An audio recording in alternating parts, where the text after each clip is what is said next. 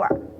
如果说你包完之后你直接蒸了，没有让它再发一会儿不行，因为它一发是吧？如果你能确定它发的很好，那也有可能是发过头了，知道吧？有2个原因，一个是发过头了，一个是没发好。如果你确定好我的面发的很好很漂亮没问题，那就是有可能发过头了，你可以少发一会儿。因为发面旺它是属于双重发酵，它发面快一些，所以说你不能把它时间搞得时间太久。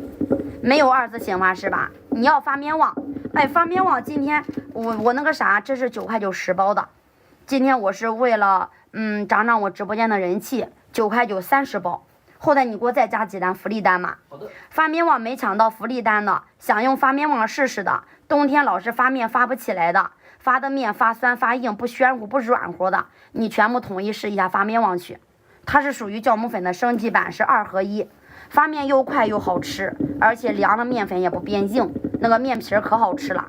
就是它发的快一些，它是属于双重发酵，你不能给它发的时间太久，有的时候确实容易发过头。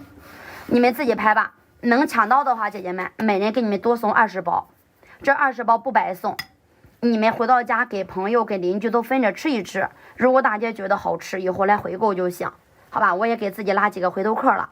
那你们拍吧，就还有2单，这2单拍完，后台你就把30包的福利单下车。好的。发面旺用了还加小苏打嘛？泡打粉、小苏打、碱面、盐、糖这些东西都可以不加了，就是1包发1斤面粉，然后加点温水和面就行。你用它做包子、做馒头、做花卷都可以，它就是代替酵母粉的。然后发过了会怎么样？发过了就是发过头了，就像那个姐姐说的，在锅里面蒸的时候还挺好看的，一打开锅盖，哎，瞬间回缩塌陷像死面了，这种就是发过头了，是吧？就是你给它少发一会儿就行。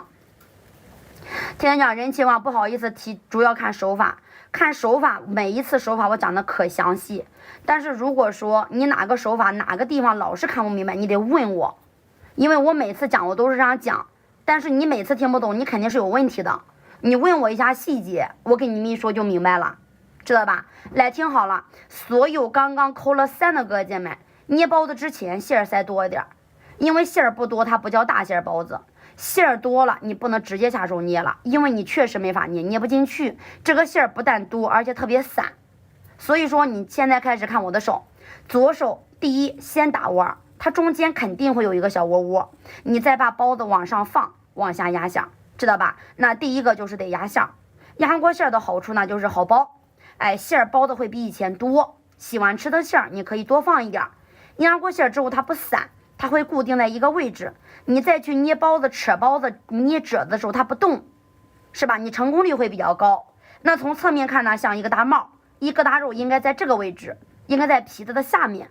那么刚刚所有扣了3的哥姐们，你的问题到此为止，咱就算结束了，知道吧？捏包子的话呢，你再看我的手，冬天几个小时发好，我给你说个大概时间。如果你家用酵母粉发面2小时，那发面旺有可能1个小时，好吧？没有具体时间，每个人的室内温度、和面水温不一样，所以这个确切的来说，你不能看时间，要看状态，知道吧？来，捏包的时候看我的手，食指姐妹把面站起来，你给它掐住，左手给右手送面，右手把面接住，它是一个 Z 字形，立马给它捏紧，褶子就来了。那其实这一圈的褶子都是这样捏的，对不？它没有什么难度。那我们再来一遍，送面掐面，送面掐面。所有扣了1的哥姐们记住了，捏包的时候你是只靠右手捏，你左手是不动的。所以说你在捏包的时候，你肯定会往前拽往前吃，你的面就是会烂就是会断，它是属于正常。因为面粉的筋道不大，你不能去拽它，不能去扯它。